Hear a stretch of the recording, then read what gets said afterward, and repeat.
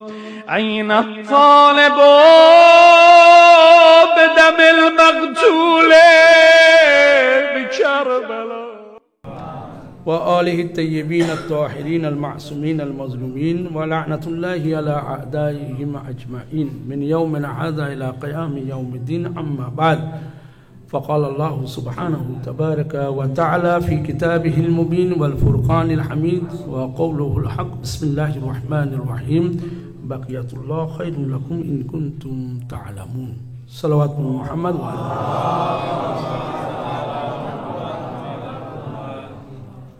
সর্বপ্রথম আপনাদের সকলকেই ধন্যবাদ জানাই, আর বিশেষ করে আল হুজ্জাত একাডেমিকে, তার সদস্যগণ এবং মাওলানা কাজিম আলী সাহেবকেও অনেক অনেক ধন্যবাদ জানাই। ধন্যবাদ খালি এই জন্যে নয়, ধন্যবাদ এই জন্যে कि আল্লাহ সুবহানাহু তাবারাকা ওয়া তাআলা বিরাট বড় একটা তৌফিক দান করেছে कि আজ আমরা এক জায়গায় বসে ইমাম মেহদী আলাইহিস সালাতু ওয়াস সালামকে স্মরণ করতে পারছি।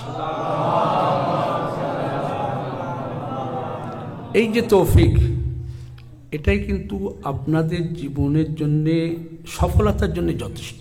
আপনাদের জীবনের সফলতার জন্য এটাই যথেষ্ট, বিরাট বড় জিনিস। কিন্তু দেখেন, যে কোনো ব্যক্তি ইমাম মেহদী আলাইহিস সালাতু ওয়াস সালামের তাজকিরা, ইমাম মেহদী আলাইহিস সালাতু ওয়াস সালামের কথা বলতে পারে না। কিনা নিঃসন্দেহে ওরাই বলতে পারবে যাদের ভিতরে ইমাম মেহদী আলাইহিস সালাতু ওয়াস সালামের মহব্বত আছে। যারা ইমাম মেহদী আলাইহিস সালাতু ওয়াস সালামের মহব্বত মারিফাত রাখি না, তারা ইমাম সম্পর্কে কি কথা বলবে আর ইমামের ব্যাপারে কি আয়োজন করবে। কিন্তু আলহামদুলিল্লাহ, এই যে মহব্বত, এর জন্যে আপনি আল্লাহ সুবহানাহু তাবারাকা ওয়া তাআলার লাখো শুকরিয়া আদায় করবেন, আর এটাই দোয়া করবেন আল্লাহর কাছে कि পরওয়ারদিগার এই মহব্বতে যেন টিকে থাকতে পারে। কতদিন? এবং কাল ইয়াউমাল কিয়ামান খালি নয়, কবরে যাওয়ার পরেও এমন কিছু কাজ করে যাবেন, কবরের পূর্বে যাওয়ার পূর্বে এমন কিছু করে যাবেন যেন যুগের ইমাম রাজি হয়, আর ইমাম যেন কবরের থেকে তুলে এটাই বলে, না এ আমার চাহনেওয়ালা। এটা কিন্তু মেন জিনিস। দেখেন, মানুষ হওয়া বড় কথা না, মহিব হওয়া বড় কথা না, কিন্তু মহিব যদি মহিবের মতো হয়, তাহলে যেখানে যে স্থানে থাকুক না কেন, তার চাহনেওয়ালা যদি একবার তাকে ডাকে, অবশ্যই অবশ্যই সে চলে আসে। এই জন্যে আমারও আপনার যুগের ইমাম, আপনারা জানেন অবশ্যই কি কারণে ইমাম আলাইহিস সালাতু ওয়াস সালামকে আল্লাহ সুবহানাহু তাবারাকা ওয়া তাআলা পর্দার আড়ালে রেখেছে। তার কারণ আছে অবশ্যই, বিনা কারণ তো না। অনেকেই এখন এতেই বিভ্রান্তির ভিতরে আছে, পথভ্রষ্টর ভিতরে আছে, অজানার ভিতরে আছে। কি আছে? এই আকীদা সবারই আছে যে একজন আসবে। আমারও আপনার আকীদা কি না, শিয়া ইমামিয়াদের আকীদা হচ্ছে এটাই, জন্ম হয়েছে এবং তারা এও বলে যে 255 হিজরিতে ইমামে হাসান আসকারি আলাইহিস সালাতু ওয়াস সালামের বাসভবনে সামরাতে ইমামে মেহদী আলাইহিস সালাতু ওয়াস সালাম জন্মগ্রহণ। তাহলে বোঝা যাচ্ছে ইমামে মেহদী আলাইহিস সালাতু ওয়াস সালাম জন্ম হয়েছে। এখন প্রচার এটাই, খালি জন্ম হয়েছে বলে মানছি না তা নয়, তার বিভিন্ন দলিল আছে, দালাইল আছে, প্রমাণ আছে। সব থেকে বড় প্রমাণের ভিতরে এটাই যে মাসুম ইমাম যদি কোনো ব্যাপারে সাক্ষী দেয়, এর থেকে বড় প্রমাণ আর কি হতে পারে? হতে পারে কিচ্ছু হতে পারে না। কিন্তু মাসুম ইমাম যদি সাক্ষী দেয়, এর থেকে বড়। মাসুম ইমাম আমাদের কতজন? 12 জন। 12 জনের ভিতরে 11তম ইমাম হযরতে ইমাম হাসান আসকারি আলাইহিস সালাতু ওয়াস সালাম, তিনি নিজেই সাক্ষী দিলেন যে না, 12 ইমামের জন্ম হয়েছে, দুনিয়ায় আসছে।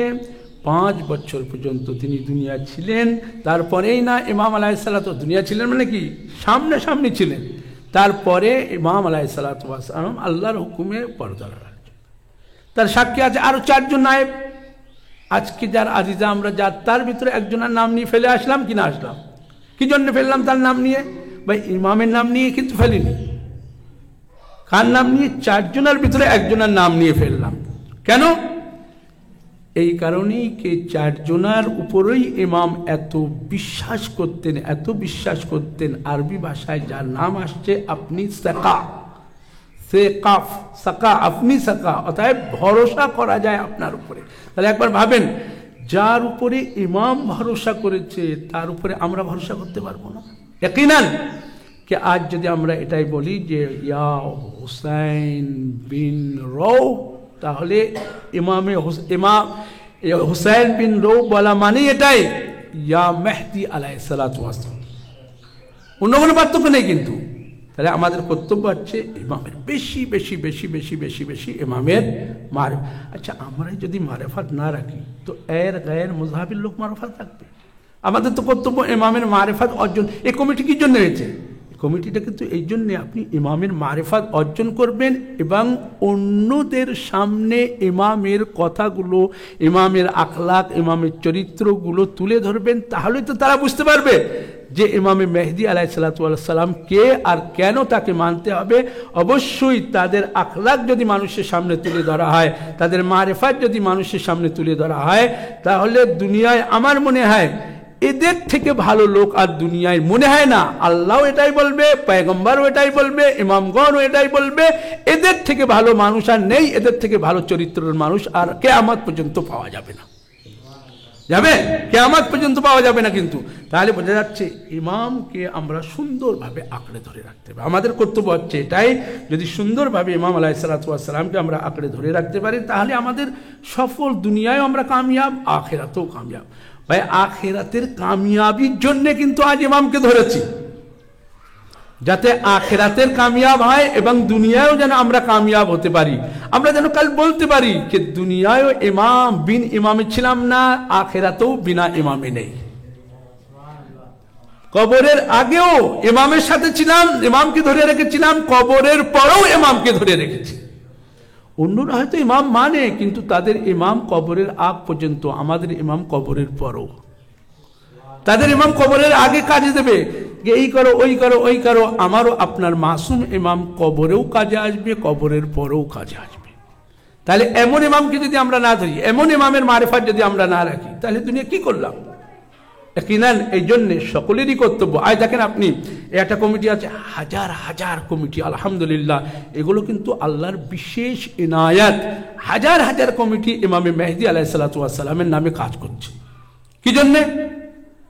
এই কারণেই কিনা ইমাম আলাইহিস সালাতু ওয়াস সালামের মারিফাত, কেউ যদি একবার ইমামের নাম নাই, এটাই যথেষ্ট না। গায়ের তারা জানে না। আর আলহামদুলিল্লাহ, আমরা তো সকালে উঠি তাও ইমামকে স্মরণ করি। সকালে উঠি যেমন মা বাপকে সালাম দেই, তেমন ইমামকে সালাম দিয়ে একবার বলবেন, আসসালামু আলাইকা ইয়া আবা আব্দুল্লাহ, আসসালামু আলাইকা ইয়া সাহিবাজ জামান, আসসালামু আলাইকা ইয়া ইমামে মেহদি আলাইহিস সালাতু ওয়াস সালাম। আপনি যখন সালাম দেবেন, আমি আপনার সালাম দিলাম, সালামের উত্তর দেওয়া উচিত। তাহলে আমরা যদি প্রতিদিন ইমামকে সালাম জানাই, তো ইমাম আমাদের যদি উত্তর দেয়, আর মাসুম ইমাম যদি উত্তর দেয়, তার মানে কি আপনার জীবন বদলে যাবে না?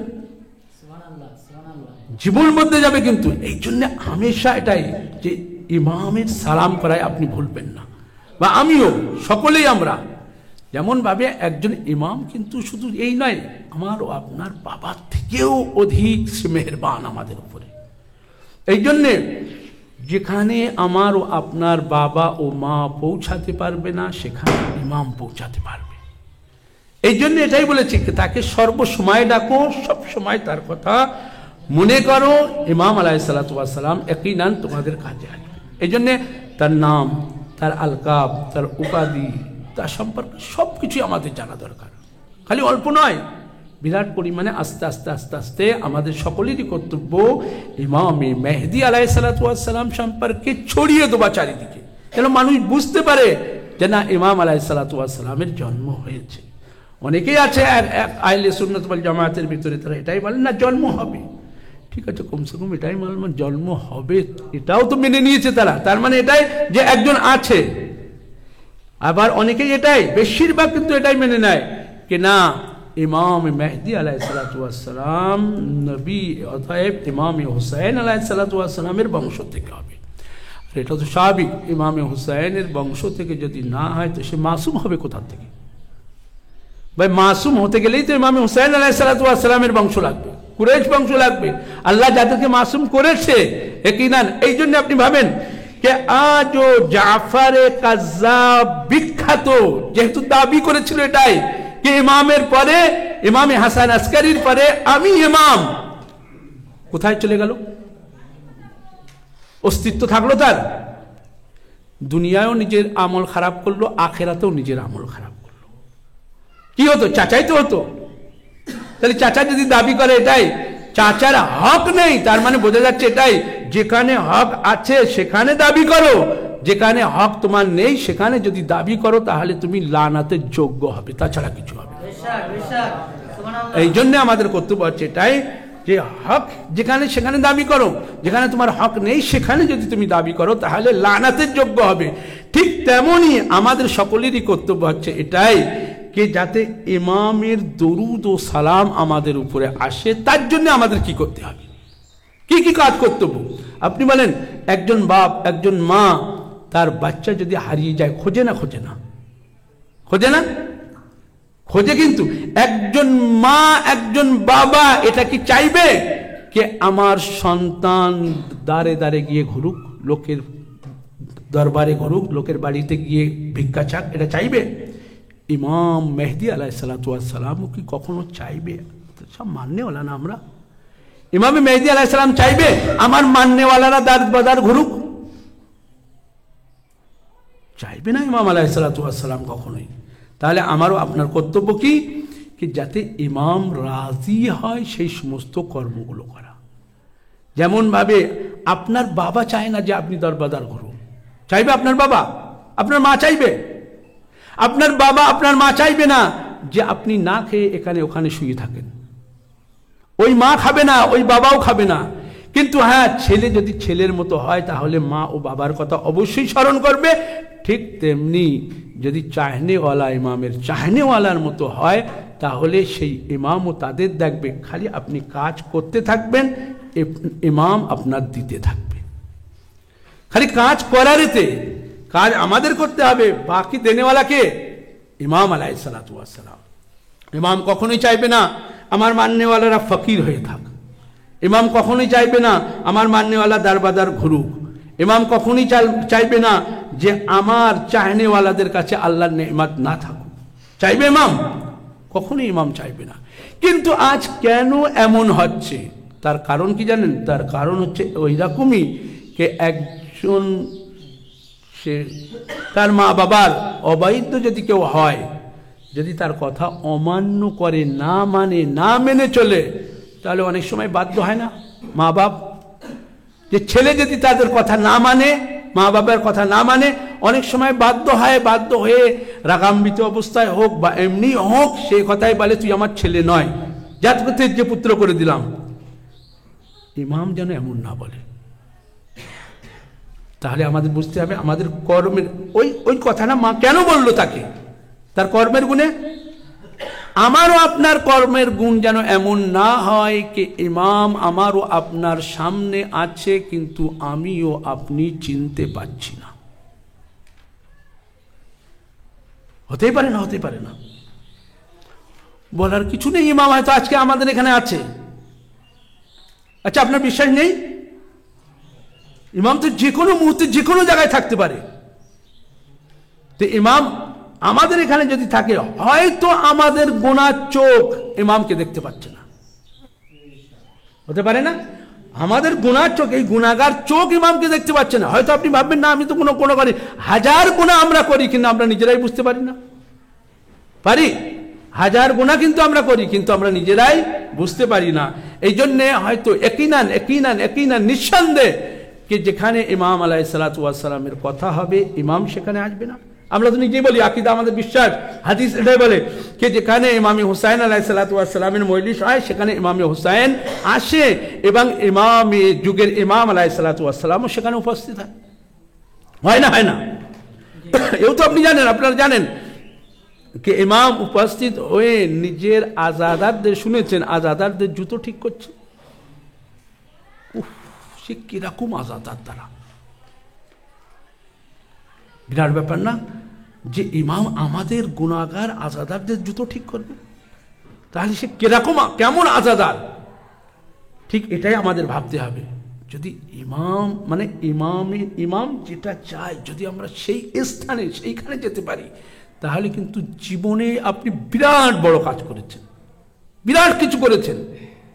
এই জন্যে ইমামের সন্তুষ্টের জন্য যা কিছু করা দরকার সেটা আমাদের সকলেরই করা দরকার। সালাওয়াত মুহাম্মদ ওয়া আলি মুহাম্মদ। এই জন্য একটি হাদিস শোনায়, হাদিস শোনানোর পরে সময় তো বেশি নেই, আরেকবার সালাওয়াত মুহাম্মদ ওয়া আলি মুহাম্মদ।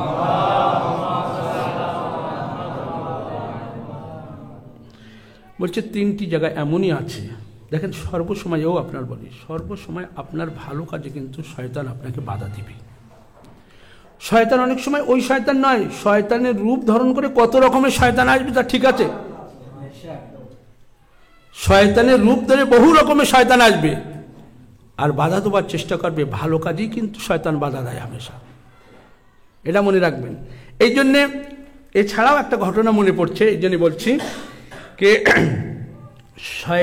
শয়তানি থেকে হামেশা বেঁচে থাকবেন। যে কোনো মুহূর্তে আপনাকে সাপের মতো ডাস করে একেবারে সঙ্গে সঙ্গে ঘুরিয়ে দিতে পারে।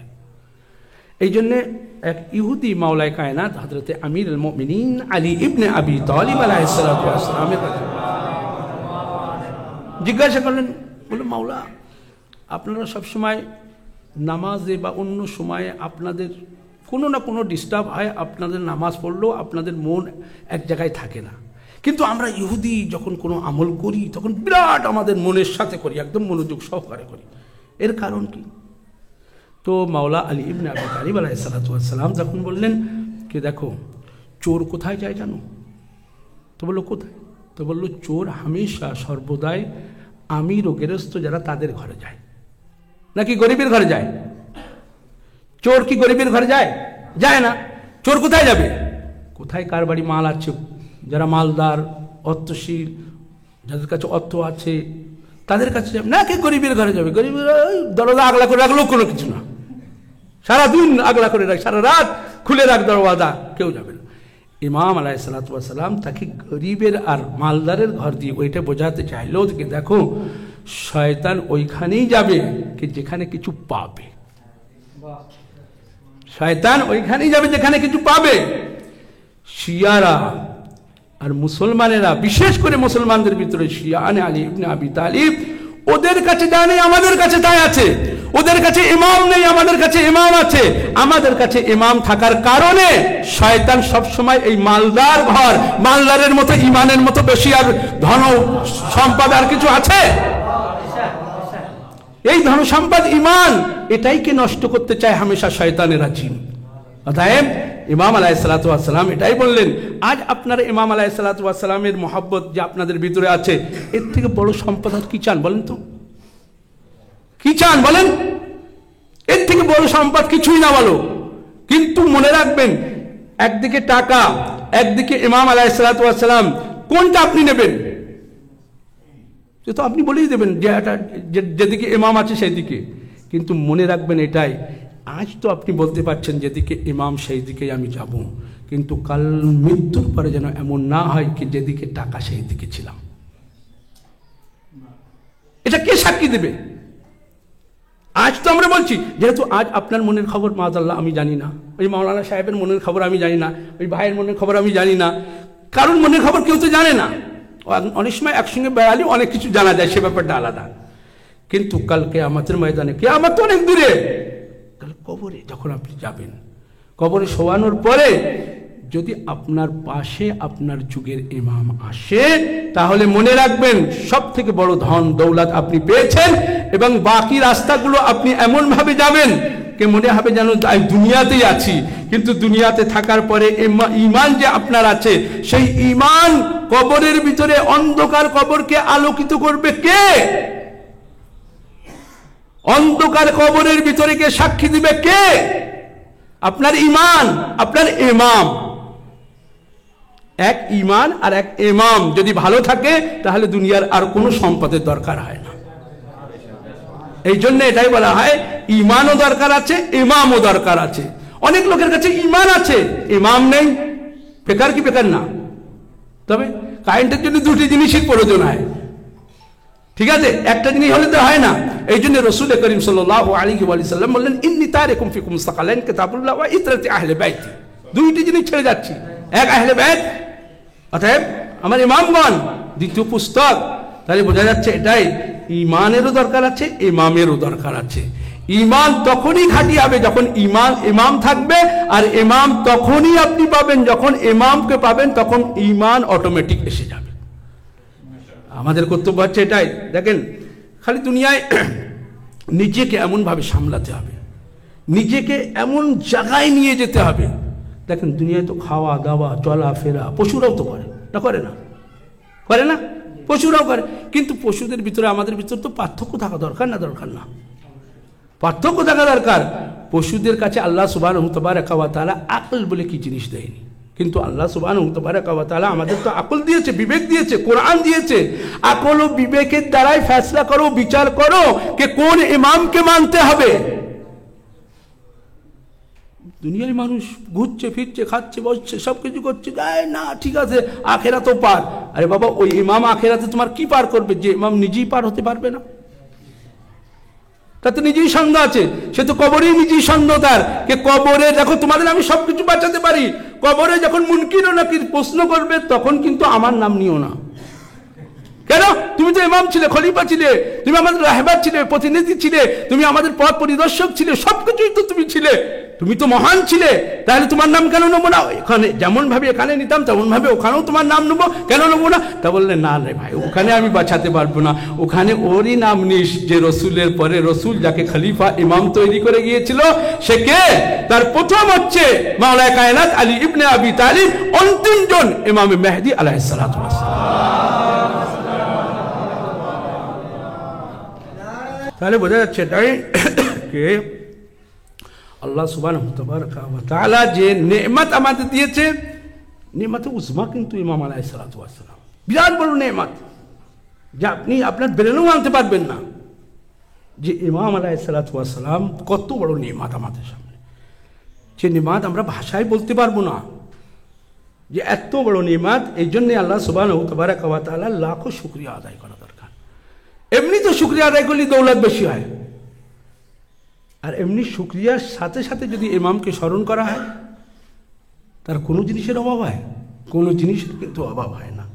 এই জন্যে আমাদের কর্তব্য, যাই হোক, আল্লাহ সুবহানাহু ওয়া তাআলা মানুষের মুকামে মাহমুদ, উচ্চ স্থান কখন দান করে?